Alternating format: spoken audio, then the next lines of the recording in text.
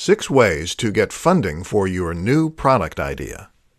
Got an idea for an amazing new physical product that might just change the world and make you a profit in the meantime? This is an incredibly exciting position to find yourself in, especially if you truly believe in the idea you have.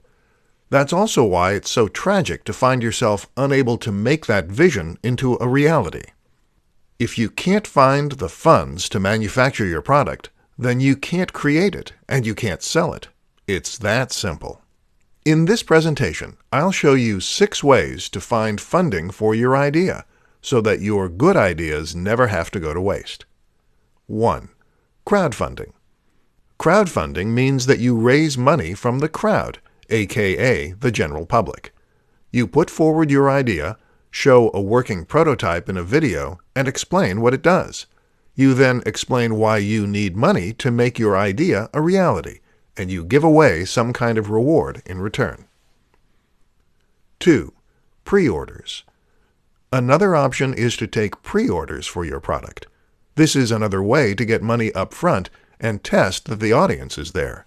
If you don't get enough pre-orders to cover the manufacturing expense, then you simply cancel the pre-orders. 3. PayPal Working Capital. Don't overlook this option from PayPal.